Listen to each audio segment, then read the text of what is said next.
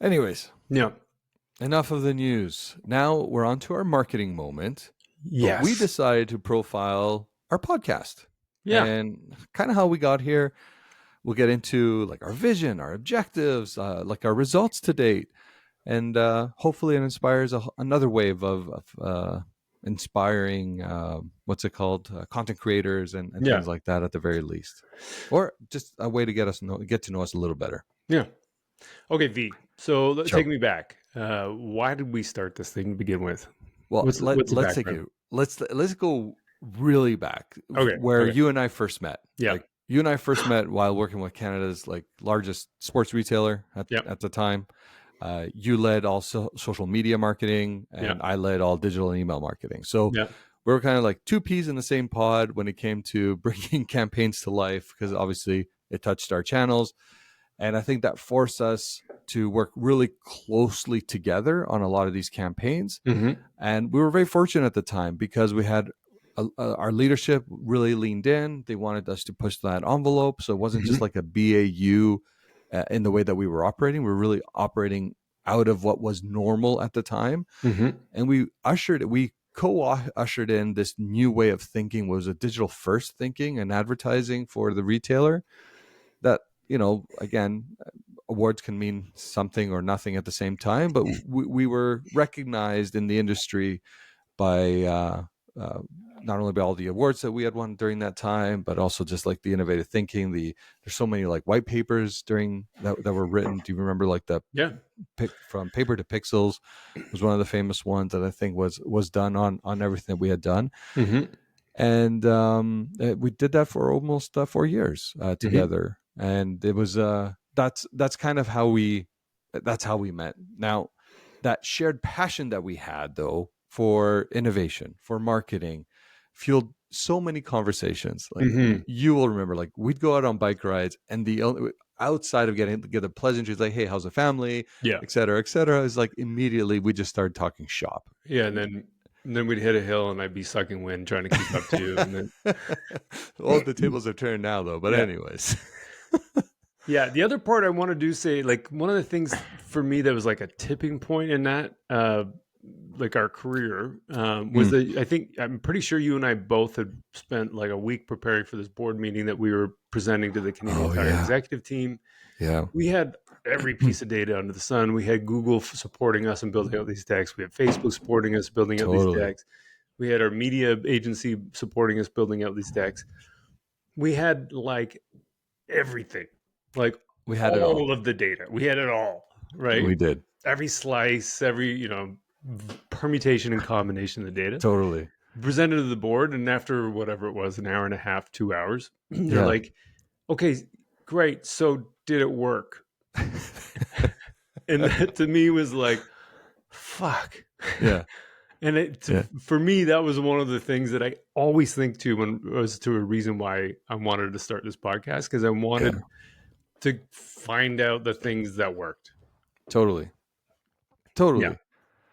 And I think that just leads perfectly into, if we were to summarize everything, like into what our vision was for this is, to inspire that curiosity and empower listeners with credible, actionable insights from global experts, fostering continuous growth in the fields of marketing, strategy, and innovation. Yeah. We know it's the sum of all parts that actually makes strategy work. And I think, like you said, if you remember the amount of internal selling we had to do at the time to get to the point of actually making this commonly accepted was a lot. So like internal stakeholders coming on board, then you're working with the right partners and publishers to bring this to life. There was a lot of work involved, and that's where I do credit at the time what our leadership team was able to do, to really help usher in this new era of thinking for that retailer. Hmm. So yeah, and then I think the other part I would say, I'm going to skip over. There's the name part because I want to talk about that just at Sure. the end. Um, as far as the result goes, I think there's the objective that we had that we've put in our pitch deck anyway for sponsors. And I think this to be is true. We Mhm. wanted to serve forward-thinking marketers by building a library, like a Exactly. library of the best evidence-based ideas so that we could help reduce risk, help inform better decision making, and ultimately drive profitability, which is where we started the joke around chasing profitability all the time. Exactly. So what were some of the results that we got from that, V?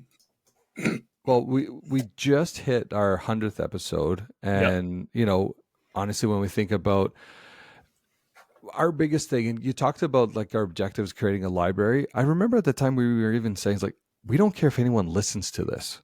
Like, we were happy just having the conversations with a lot of these thought leaders because want we want to continue to grow, and it was just a way to make sure we had the library that we could always reference for any moment in time. But again, when we're looking at the results, first of all, we have to acknowledge the guests that we've been able to bring on. You think about Roger Martin, the caliber guests we've been able to bring on. Roger Martin. We've had Nicole Hartnett from the Ehrenberg and Bass Institute. Jenny Romanek. We've had Mary Kiriakidi from Kantar as well. Like, the list is huge when we think about the people that we've been able to bring on. So I think that's something that when we're thinking about results is actually what's driven our collective growth and results to date. We're continuously to exceed that. Our followership, our subscription base is constantly growing, which is exactly what we want to see, especially as we're approaching year 4, actually, in January. And we've covered a lot of different like categories. If you think about like the topics that we've covered, everything from strategy, from pricing, we've gotten into creative, media buying, measurement and analytics with Avanish, if you recall. That was one of our big episodes. Getting to the laws of marketing. Like, it's the library's so deep right now, and it really does cover, because we like to it's a Sleepy Barber podcast. It's a business and marketing podcast. Yeah. Because we don't think those things are mutually exclusive. It's like Right. they're all tied together, Right. and we like to make sure that we're covering as much of that as possible. Yeah. And it speaks to, I think, a lot to what makes marketing interesting for me is that it's like so many components and elements that go into it. I mean, some of the other things in terms of the categories, like we've talked to Totally. finance about what we need to learn. We've talked Yeah. about ethics, about Yeah. product design. Yeah. There's all kinds of elements in there that make marketing so interesting. And so, yeah, like, there's lots of ground to cover, and I think we've done a really 100%. good job at covering a lot. I don't know that, there's a question around whether we should cover all of them. Yeah. That's fair. I think there's some of that stuff that, or how we position, how we package it, maybe, and make it a little bit more tighter and rather than so diverse. But I Yeah. mean, that's part of what marketing is. So, yeah. Totally. Totally. And The we've other seen thing, growth. yeah, like year over year, 73% year over year growth rate. We've got a global audience. Yeah. I'll just share some of these numbers. So the last time I pulled the numbers, it was about 21% from the US, 18% from Canada, 13% from the UK, 6% Australia. What was interesting about those numbers, remember when we first started, Yeah. weirdly, we had a whole bunch of people from the UK Yeah. initially. And Yeah. so our numbers of our audience by percentage was way higher in the UK. It was like our Yeah. top ranked one. Yeah. Sweden is number 1, 2, 3, 4, 5. Yeah. And I think part of that is that we've built people connections there and network there, and had a few people like Exactly. Kai and Robert and Hannah on there from Yeah. Sweden. Yeah. So it's interesting seeing the audience and the reflection of who we've brought on being a Totally. part of the influence of who listens. Yeah. So that's been interesting.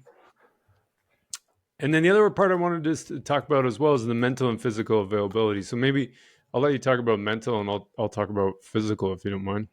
Yeah. So like when we think about the mental part, obviously it basically like our what's how did why is her name?